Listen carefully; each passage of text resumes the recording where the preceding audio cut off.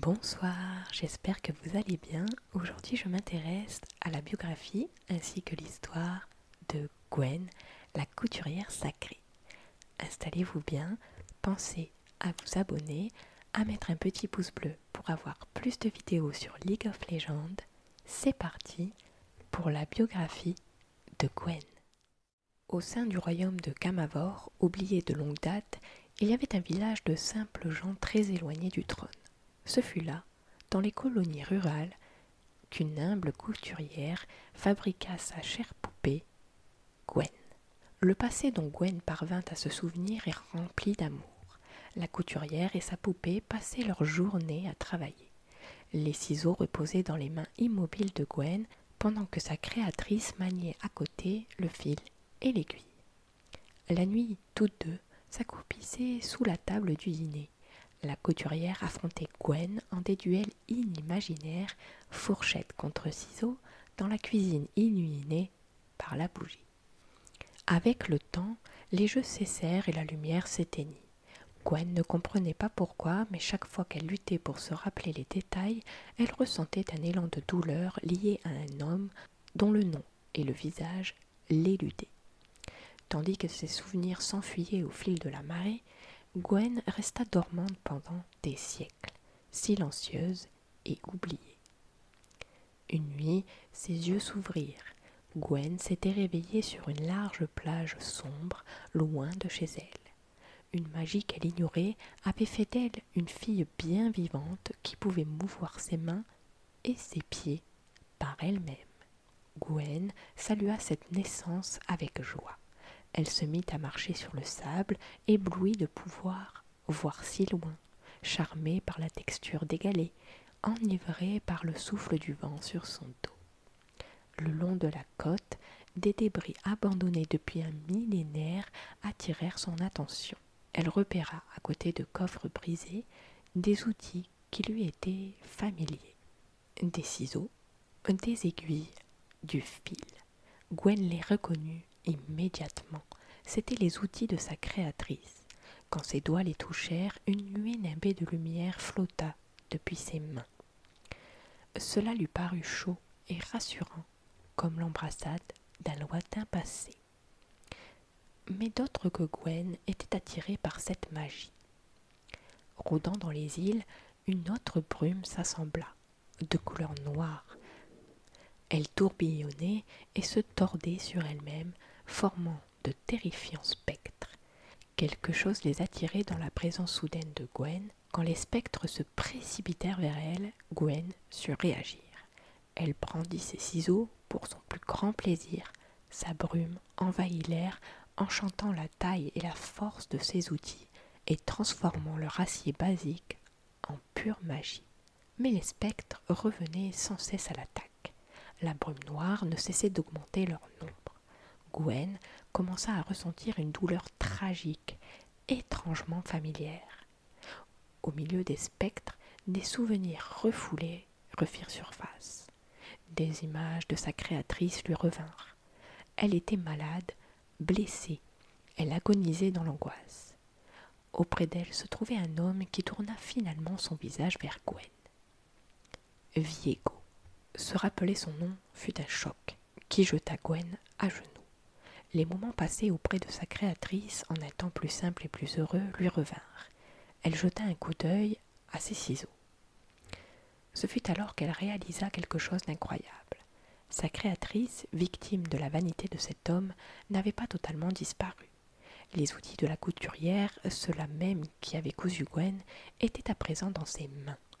Gwen sut que ce n'était pas un accident. Elle comprit, au plus profond d'elle-même, que sa créatrice était toujours là et qu'elle combattait à ses côtés. C'était un don que Gwen n'entendait pas gaspiller. Du fil et de l'aiguille, elle fit tourner des nuages de brume sacrés pour repousser les spectres. Ses ciseaux tranchaient avec force et rapidité, comme à l'époque bénie où sa créatrice inventait de grands combats sous la table de leur cuisine. Bientôt, tous les spectres furent éliminés. Bien que triomphante, Gwen comprit que ce n'était que le commencement. Elle sentait que les spectres de Viego étaient liés, tous responsables d'une immense douleur qui se répandait. N'ayant pas de temps à perdre, elle décida de traquer la brume noire et de l'arrêter à n'importe quel prix. Gwen s'attendait à ce que la tâche fût dure, mais elle bénissait chaque journée de son existence. Elle ignorait combien de temps cela durerait. Ayant reçu la chance extraordinaire de naître à la vie, Gwen choisit de se mettre au service du bien contre toute adversité.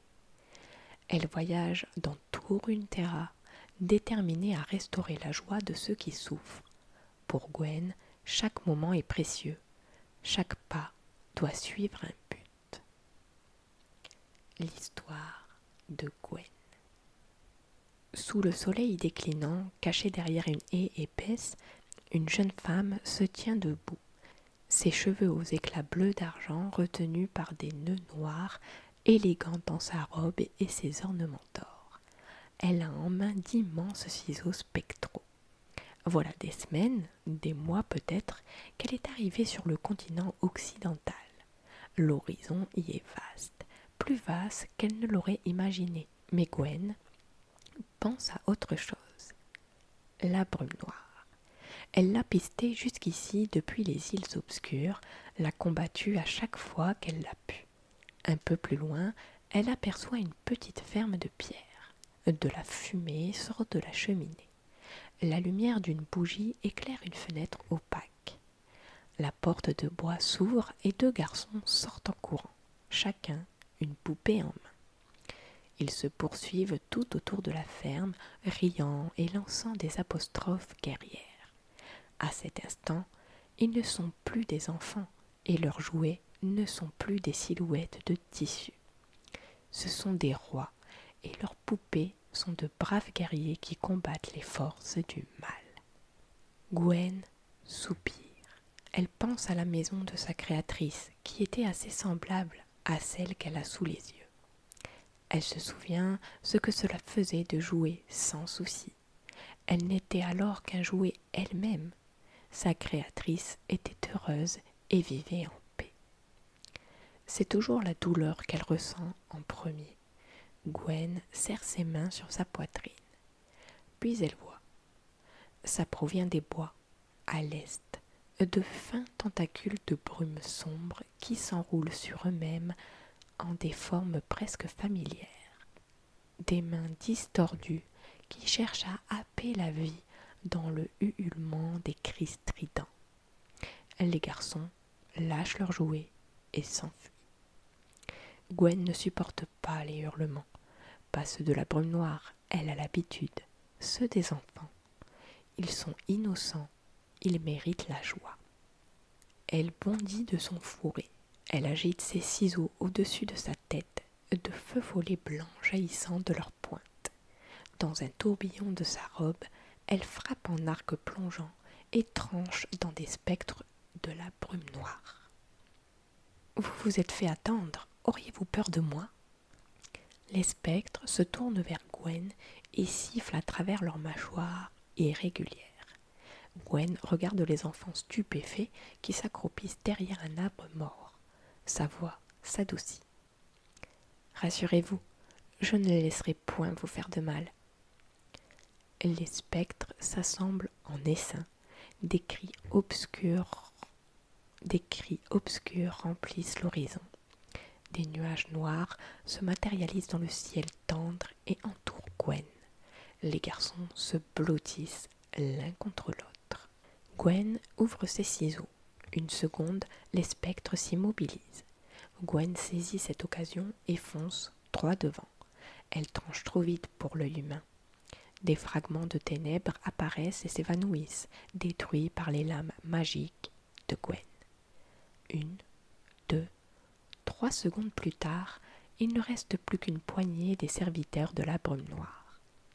Gwen reprend son souffle, une main sur un genou, l'autre tenant les ciseaux, dont la pointe traîne dans la poussière. Des bouts déchirés de sa robe se balancent dans le vent. Elle tourne les yeux vers l'arbre mort. Deux paires d'yeux effrayés l'observent. Puis Gwen se concentre de nouveau sur les spectres. « Je ne vais pas les abandonner, » se dit-elle. J'ai promis de n'abandonner personne. Elle sort quelques aiguilles de sa poche et les jette en l'air, puis elle abat sa main sur le sol. C'est comme si les aiguilles recevaient un ordre. Elle se plante en cercle autour de Gwen. Elle ferme les yeux et murmure « Béni soit ma brume ».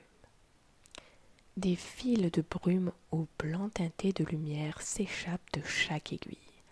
Un des garçons se couvre les yeux, l'autre regarde. Cette brume est différente. Elle est chaude, douce, sûre peut-être. Ses fils se mélangent et tourbillonnent avec élégance sous l'impulsion d'une couturière de talent. Bientôt, Gwen est enveloppée d'un brouillard protecteur. Un spectre, brave ou désespéré, plonge dans cet étrange domaine.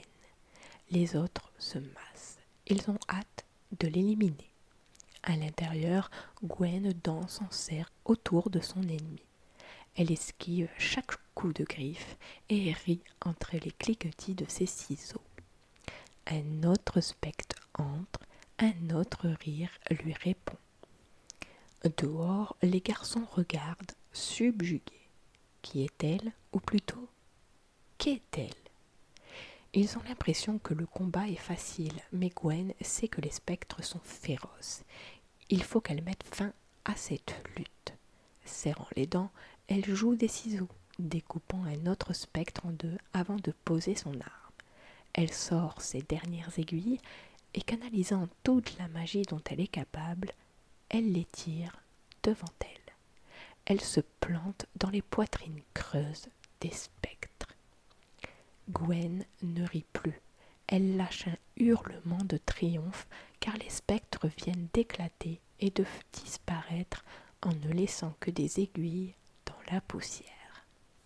Une brise fraîche souffle sur le visage en sueur de la jeune femme tandis que la brume disparaît. Elle saisit ses ciseaux et ses aiguilles, respire. Elle tourne son regard vers l'arbre mort. Les enfants se sont assis dessus. Gwen s'approche d'eux. « Vous allez bien ?» Un visage verdi par l'herbe approuve. « Tu es génial !» s'exclama l'autre garçon. Il regarde les deux poupées au sol. « Pas comme nous, murmure-t-il. On ne peut rien faire. » Gwen fronce les sourcils. Elle ressent leur douleur. Ils étaient impuissants. Ils ont le droit d'être tristes, furieux. Pourtant, elle voit surtout les poupées qui gisent au sol et elle-même ressent de la peine. « Oui, et... » commence un des garçons. « Tu restes avec nous ?» s'exclame l'autre. Gwen n'a pas le temps de répondre. Une femme, essoufflée, court jusqu'à eux et prend les enfants dans ses bras. « Mes chéris, vous êtes saufs. Je suis si heureuse, fait-elle, en larmes. « Pardonnez-moi, madame, dit Gwen poliment. Qui êtes-vous ?»« Oh, désolée, répond la femme. J'oublie toute politesse. » Elle s'essuie les yeux, découvre vraiment Gwen et hésite. « C'est notre maman, bien sûr, dit l'un des enfants. La femme approuve et embrasse son fils. « Merci, dit-elle à Gwen d'une voix tremblante.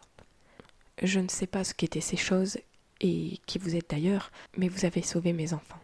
C'est tout ce que j'ai besoin de savoir. » Ses mains se tendent vers Gwen, paume ouverte, un signe de gratitude. Gwen regarde les mains calleuses de la mère, ses doigts noueux, ses ongles ébréchés. Elle voit son tablier dont la poche contient une bobine presque vide au fil qui se tend jusqu'à la maison de pierre. Gwen regarde à nouveau les poupées et sourit. La mère met le bras autour de ses enfants et rit. Ce timbre de joie et de soulagement rappelle à Gwen quelque chose de plus fort que la douleur des garçons. L'amour. Pas seulement l'amour doux et innocent, celui qui naît du sacrifice. Gwen jette un coup d'œil à l'horizon et se souvient de sa créatrice. Elle ramasse les poupées des enfants et les replace dans les mains de leur mère. « Oh, ces jouets insignifiants que j'ai faits pour eux, dit la femme. J'étais, autrefois, un jouet insignifiant, comme cela, répond Gwen. La magie m'a donné la vie. La magie? Quelle magie? Demande un garçon. Je ne le sais pas avec exactitude, mais celle qui possédait cette magie était ma créatrice, et les sacrifices qu'elle a consentis venaient d'un endroit très spécial, un endroit plein de joie et d'amour. Gwen se tourne vers la femme. Votre mère en sait quelque chose. La femme et ses enfants regardent Gwen sans comprendre. Veuillez m'excuser, dit Gwen, qui sait que la brume noire est toujours là, quelque part. Il me faut partir. Elle prend ses ciseaux d'une main et coupe de fil. Ceux-ci flottent dans l'air, légers et précieux, avant d'aller réparer les déchirures dans le tissu des deux poupées. « Ouah !» s'exclament les deux garçons en levant leurs jouets rajeunis à bout de bras. Son frère imite les mouvements de Gwen avec sa propre poupée, espérant qu'elle s'animera d'elle-même. « J'aimerais avoir de la magie, dit-il, les yeux écarquillés. Gwen regarde la mère qui tient ses enfants serrés avec amour. Elle voit la joie des frères qui rient de nouveau, leur poupée en main. « Tu en as autant qu'il t'en faut, » murmure Gwen avant de repartir.